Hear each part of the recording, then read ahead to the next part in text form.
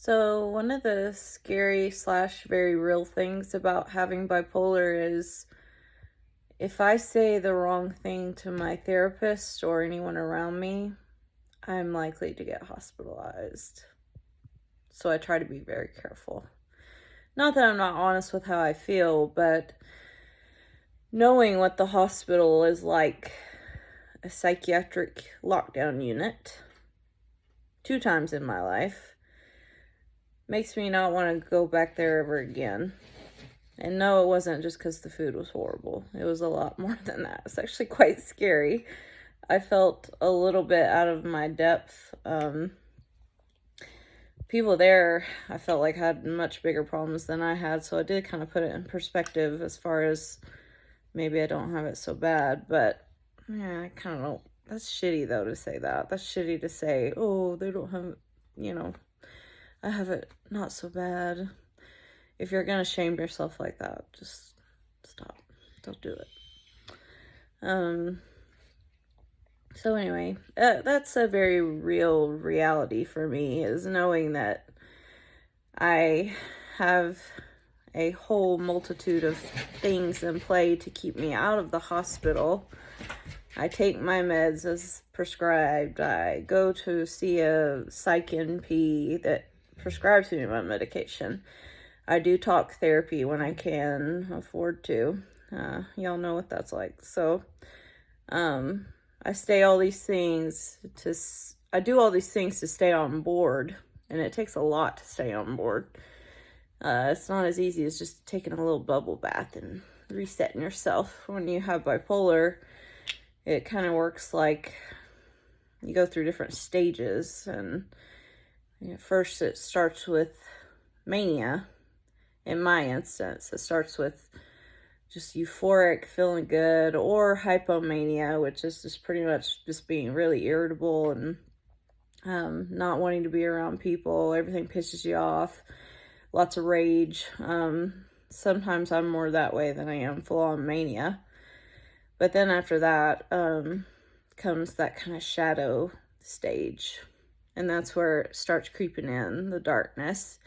And for me, it usually starts as having suicidal thoughts, or like if I'm driving my car really fast, I'm like, why don't I just fucking veer off the road and just end it right now? And once I start having those thoughts, I'm like, oh great, here we go. Here comes depression. And then here she comes.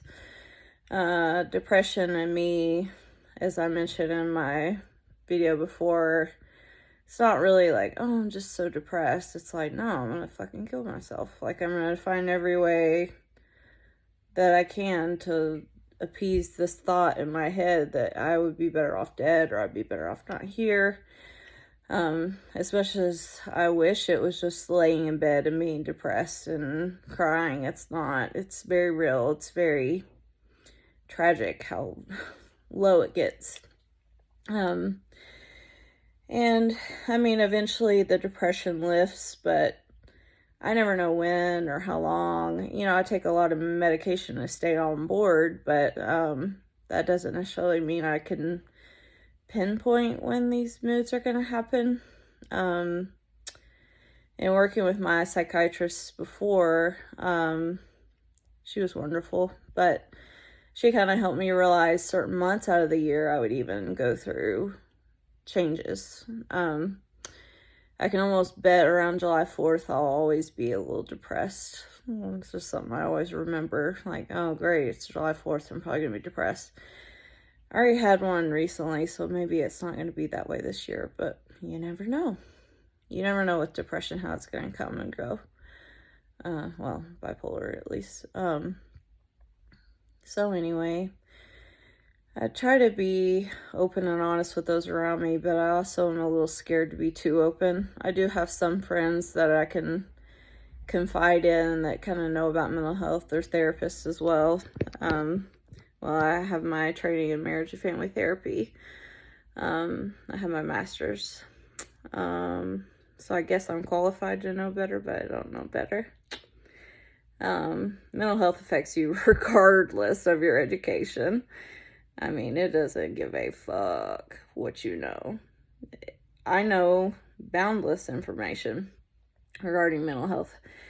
But once the episode hits, it goes all out the window. And you can't therapize yourself. So read all the self-help books you want and stuff like that. And those do help, but they're not going to solve it all for you. I mean, there's no way. But I do recommend finding a support group, whatever that looks like. If that's that one friend that you can always call that knows, oh great, this is what Nicole looks like when she gets this way. For me, that's my mom and my friend Alyssa. But I keep my circle very small just because it is scary to be honest about how you feel. And the only thing I can say is, especially if you're younger and struggling with bipolar, you think you have bipolar and you're kind of scared to come out about it, I would say in my experience, it was extremely freeing to come out about it, because then it's like, oh shit, that's why Nicole is the way she is. There was a lot of like, oh, okay, well that makes sense from those around me. They could have told me sooner, but anyway. But it is, I would suggest at least telling one person in your life that you know you can trust, that's going to take that information and really keep it close to their heart, you know, to not only hold you accountable for like, hey, have you taken your meds? Have you gone to therapy recently? That kind of thing. But also just knowing that there's that one person that won't judge you. That's really helped me in my journey. And even if you have to pay them to talk to you, like, do it. If you have to pay a psychiatrist $100 a session, well, shit, it's more than that, but do it. If that's what it takes to get you back on board. If you don't have the money, then just call someone. If you're feeling suicidal, call someone. Just so that you know you're not alone. Go to their house, be with them, you know, have them come to you. It's just, you got to make sure that you're being honest about where you're at. And it is scary. I mean, like I started this video, I'm scared to tell people how I really am, because I don't want to go back to the hospital. But I also know if that's what's best for me, I guess I will do that. And, you know, I've only been diagnosed for 10 years now, and I still feel like I'm figuring it out. So don't feel like, oh shit, I don't know what to do. Just talk to somebody. Just at least tell them, this is what I'm feeling. I don't know if this is valid. And with bipolar, it's probably not. I mean, how you're feeling is valid, but the things we make up about ourselves are usually not true, is what I'm saying. Like, I tell myself I'm a piece of shit when I'm in a depressive episode, but that's not true. That's not who I am. I'm a good person. I'm meant to be here. But a lot of times it's hard to remember that.